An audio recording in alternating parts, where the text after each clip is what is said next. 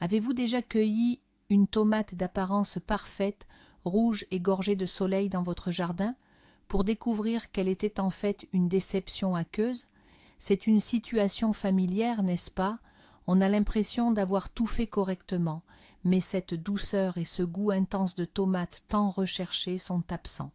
Aujourd'hui, nous allons y remédier. Je vais vous dévoiler 7 secrets éprouvés qui vous aideront à cultiver des tomates non seulement rouges, mais réellement sucrées et juteuses. Et croyez-moi, certaines de ces méthodes changeront votre perception de l'entretien des tomates. Pas de chimie compliquée, juste des astuces intelligentes et simples. Beaucoup pensent que la douceur d'une tomate est une simple caractéristique de la variété. Achetez des graines appelées douceur de miel ou géant sucré, et le tour est joué. Mais ce n'est que la moitié de la vérité. La variété est, bien sûr, importante, mais elle ne fait que fixer le potentiel. Le vrai goût profond d'une tomate naît d'un équilibre parfait entre les sucres et les acides à l'intérieur du fruit. Et le plus important, c'est que nous pouvons et devons influencer cet équilibre à chaque étape de leur croissance. C'est précisément ce que nous allons aborder aujourd'hui. Alors, commençons par le tout début, la base. Le secret numéro 1, un ensoleillement adéquat. Et je sais ce que vous vous dites, mais c'est évident, les tomates aiment le soleil. C'est vrai, mais le diable, comme toujours, se cache dans les détails. Il ne s'agit pas juste d'un coin lumineux. Pour qu'une tomate devienne sucrée, elle doit accumuler des sucres, et ces sucres sont le résultat de la photosynthèse. Autrement dit, la plante utilise l'énergie du soleil pour transformer des substances simples en énergie pour elle-même et, surtout pour nous, en douceur pour ses fruits. Or, pour ce processus, il ne faut pas seulement de la lumière, mais un minimum de 6 et idéalement 8 heures de lumière directe du soleil par jour. Pas de lumière diffuse, pas de mi-ombre, mais bien un ensoleillement direct. Si vos tomates ne reçoivent le soleil que le matin ou quelques heures l'après-midi, elles pousseront et rougiront, c'est certain, mais elles dépenseront toute leur énergie pour leur croissance et leur survie, et il ne leur restera plus de force pour le dessert sous forme de sucre. Au final, vous obtiendrez ce fameux goût de supermarché, beau mais fade et légèrement acidulé. Alors, avant d'appliquer d'autres astuces, observez simplement votre jardin. Où le soleil reste-t-il le plus longtemps? C'est là que se trouve l'emplacement idéal, la place VIP pour vos futurs champions sucrés. Ce n'est pas qu'un simple conseil, c'est la base de la base. Sans un ensoleillement suffisant, tous les autres efforts n'auront que la moitié de l'effet. Bien, pour le soleil, c'est réglé. Maintenant, passons à la vraie magie et à la première astuce inattendue. Le deuxième secret, c'est l'arrosage intelligent. Et là, attention, pour que les tomates soient sucrées, il faut les arroser. Moins, ça peut paraître étrange, mais je vais tout vous expliquer. Lorsque les fruits sur vos pieds de tomates sont déjà bien formés et ont atteint leur taille variétale, mais qu'ils sont encore verts ou commencent tout juste à prendre couleur, c'est le moment le plus important. C'est précisément maintenant qu'il faut réduire consciemment l'arrosage. Ne pas l'arrêter complètement, mais le rendre rare et modéré. Votre objectif est de créer pour la plante un léger stress hydrique contrôlé. Que se passe-t-il à ce moment-là? La tomate reçoit un signal d'alarme. Attention, la sécheresse arrive, l'eau diminue, il faut d'urgence assurer la survie de ma descendance. Et que fait-elle? Elle cesse de dépenser son énergie pour la croissance du feuillage et commence à transférer activement tous les sucres et nutriments accumulés des feuilles directement dans les fruits. Son but est de rendre les fruits aussi concentrés et appétissants que possible pour ceux qui les mangeront et disperseront les graines. En conséquence, nous obtenons non pas un jus dilué par l'eau, mais un jus saturé, épais et sucré à l'intérieur de chaque tomate. Au lieu d'une texture aqueuse, on a une structure dense et charnue. Oui, les feuilles peuvent légèrement se flétrir par temps chaud, c'est tout à fait normal. L'important est qu'elles se redressent en soirée. Ce léger stress est précisément ce qui distingue une simple tomate rouge d'une tomate véritablement sucrée. Parfait, vous maîtrisez maintenant l'arrosage. Passons à l'alimentation de nos tomates pour qu'elles nous récompensent avec une saveur sucrée. Le troisième secret, c'est une alimentation adaptée, une véritable diète pour vos plants. Et là, comme pour nous, leurs besoins nutritionnels évoluent selon les étapes de leur vie. Au début de la croissance, lorsque le plant développe sa masse foliaire, il a besoin d'azote. C'est le matériau de construction pour les feuilles et les tiges. Mais dès que les fruits se forment et commencent à grossir sur les branches, les besoins de la plante changent radicalement. Et c'est là que beaucoup commettent une erreur capitale. Par habitude, ils continuent d'apporter des engrais azotés, comme les purins d'herbe ou de fumier.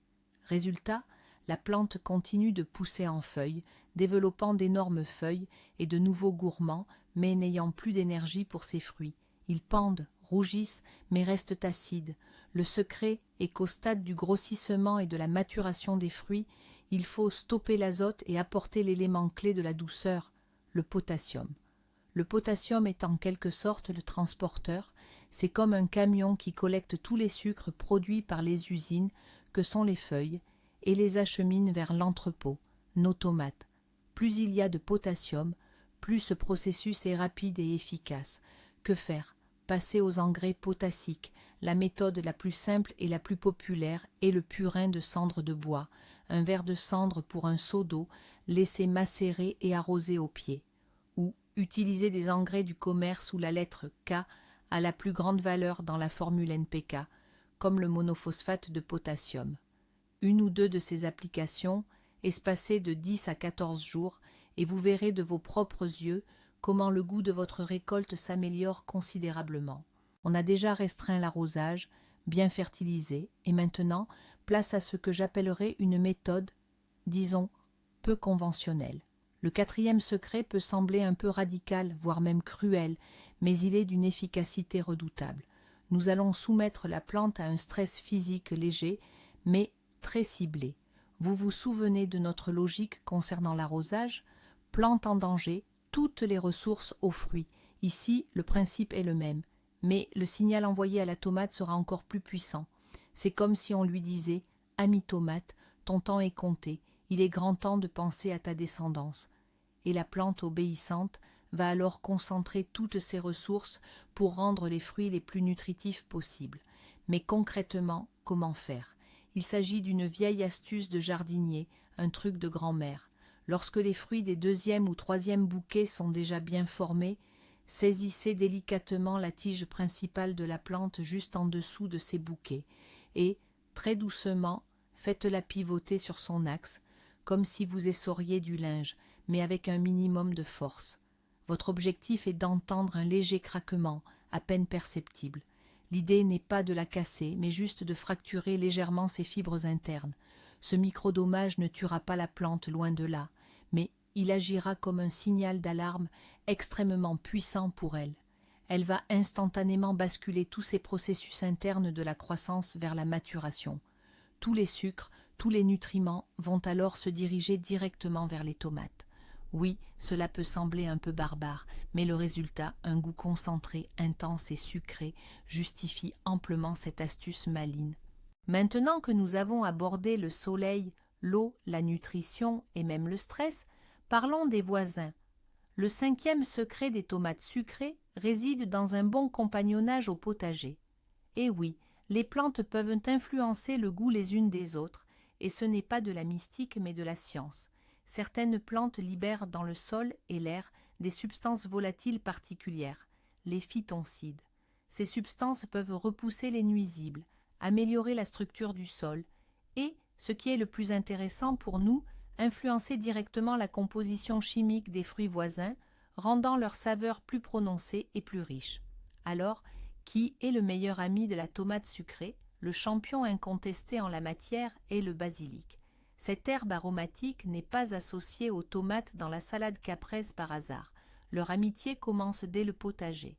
Le basilic cultivé près des pieds de tomates éloigne certains nuisibles, comme la leurode, et ses huiles essentielles, selon de nombreux jardiniers, rendent le goût des tomates plus profond et plus sucré. Un autre excellent voisin, ce sont les œillets d'Inde. Ils ne se contentent pas d'embellir le potager, mais assainissent également le sol des nématodes, ces vers microscopiques qui endommagent les racines des tomates. Des racines saines sont la garantie d'une bonne alimentation, Et une bonne alimentation, comme nous le savons déjà, mène à une récolte sucrée. Alors, quand vous plantez vos tomates, n'oubliez pas de leur offrir une colocation avec quelques voisins parfumés et utiles. Excellent, nous approchons du but. Le 6e secret est un petit ingrédient, mais ô combien essentiel pour votre sol, que l'on trouve dans presque toutes les cuisines. Il s'agit tout simplement du bicarbonate de soude alimentaire. Mais quel est le lien avec le bicarbonate de soude, vous demandez-vous? C'est très simple. L'une des raisons pour lesquelles les tomates peuvent avoir un goût acide est l'acidité excessive du sol lui-même. Même si vous faites tout correctement, si la terre de votre potager est acide, vos tomates auront du mal à accumuler suffisamment de sucre. Elles dépenseront leur énergie à survivre plutôt qu'à développer leur saveur. C'est précisément là que le bicarbonate de soude, ou scientifiquement le bicarbonate de sodium, entre en jeu. C'est un alcalin qui aide à neutraliser en douceur et rapidement l'excès d'acidité dans la zone racinaire. La plante cesse de gaspiller son énergie à combattre un environnement défavorable et peut la consacrer pleinement à la formation de fruits de qualité. Comment l'utiliser? C'est très simple. Au stade de la maturation des fruits, lorsque les tomates commencent à rougir activement, vous pouvez effectuer 1 ou 2 arrosages. Sucrés. Diluez une demi-cuillère à soupe de bicarbonate dans 10 litres d'eau et arrosez vos plants au pied, à raison d'environ 1 demi-litre par plante. Une autre option est de pulvériser les feuilles avec une solution de bicarbonate plus diluée, 1 cuillère à café pour 10 litres d'eau. Cela non seulement contribuera à rendre les fruits plus sucrés, mais servira également d'excellente prévention contre le mildiou. Un moyen simple, économique et très efficace pour sucrer un peu votre récolte. Et voici enfin le 7e et dernier secret. Il touche au moment le plus gratifiant, celui de la récolte. Vous avez beau tout faire à la perfection, une seule erreur à ce stade peut anéantir tous vos efforts. Le bon moment et la bonne manière de récolter peuvent soit fixer toute la saveur sucrée accumulée, soit la faire disparaître. Beaucoup de jardiniers, surtout lorsque le temps se gâte, cueillent les tomates encore brunâtres, voire vertes, pour les faire mûrir chez eux, sur le rebord d'une fenêtre. Certes, elles rougiront, mais elles n'atteindront jamais la même saveur sucrée. Tout le processus d'accumulation des sucres se déroule uniquement sur le plant, tant que le fruit est relié à la plante mère. Une tomate cueillie ne fera que changer de couleur, mais son goût restera herbacé et acide. Le secret principal est donc de laisser la tomate mûrir sur le plant jusqu'à sa pleine et parfaite maturité. Ne la cueillez que lorsqu'elle a acquis la couleur riche et uniforme, caractéristique de votre variété. Le moment idéal pour la récolte, une journée chaude et ensoleillée. C'est précisément ces jours-là que la concentration en sucre dans les fruits atteint son apogée. Les tomates cueillies le matin après une nuit fraîche ou par temps de pluie seront toujours un peu plus aqueuses et moins sucrées. Et un dernier petit détail, cueillez la tomate avec son pédoncule, sa queue. De cette manière, elle se conservera plus longtemps et conservera mieux tout son arôme. La patience à cette ultime étape est votre garantie de savourer un goût vraiment riche, ensoleillé et sucré, celui pour lequel vous avez tant travaillé tout l'été. Alors, quel est le grand secret? Où se cache cette magie qui transforme une simple tomate rouge en une tomate sucrée et savoureuse? Elle réside dans l'alliance de 2 concepts à première vue opposés, le stress et l'attention. Le deuxième secret, l'arrosage intelligent, est celui qui produit l'effet le plus puissant. Lorsque vos tomates ont atteint leur taille finale mais sont encore vertes ou commencent tout juste à rougir, réduisez délibérément l'arrosage au strict minimum. Oui, les feuilles peuvent légèrement se flétrir pendant la journée, c'est tout à fait normal. La plante reçoit alors un signal clair, la sécheresse approche, il faut d'urgence consacrer toute l'énergie à la maturation des graines et rendre les fruits aussi attractifs et nutritifs que possible. À ce moment précis, la tomate commence activement à accumuler les sucres et la matière sèche dans ses fruits, et non de l'eau. C'est ainsi que nous trompons la nature à notre avantage en obtenant un goût concentré et non aqueux. Et si, à ce même moment, vous appliquez le 3e secret en apportant à vos tomates non pas de l'azote mais du potassium, vous doublerez cet effet. Le potassium agit comme un transporteur. Il aide à acheminer tous les sucres accumulés dans les feuilles directement vers les fruits. vous ne faites pas seulement produire du sucre à la plante, vous l'aidez à le livrer à bon port. C'est ça, la clé ultime du succès. Ainsi, comme vous pouvez le constater, une tomate réellement sucrée n'est pas le fruit du hasard ou uniquement le résultat d'une variété exceptionnelle, c'est le fruit de vos soins attentifs et avisés. Un maximum d'ensoleillement, un arrosage intelligent à la limite du stress hydrique, un apport de potassium bien dosé et une récolte au bon moment. Voilà la formule simple pour des tomates incroyablement délicieuses. Merci d'avoir regardé cette vidéo jusqu'au bout. J'espère sincèrement que ces secrets vous aideront à cultiver les tomates les plus sucrées de votre vie. Si ces conseils vous ont été utiles, n'hésitez pas à laisser un pouce bleu et à vous abonner à la chaîne pour ne rater aucune de nos nouvelles astuces de jardinage. Et maintenant, une question pour vous. Avez-vous vos propres astuces ou secrets maison pour cultiver des tomates vraiment sucrées? Partagez votre expérience dans les commentaires. Ensemble, nous pourrons créer la meilleure collection de conseils.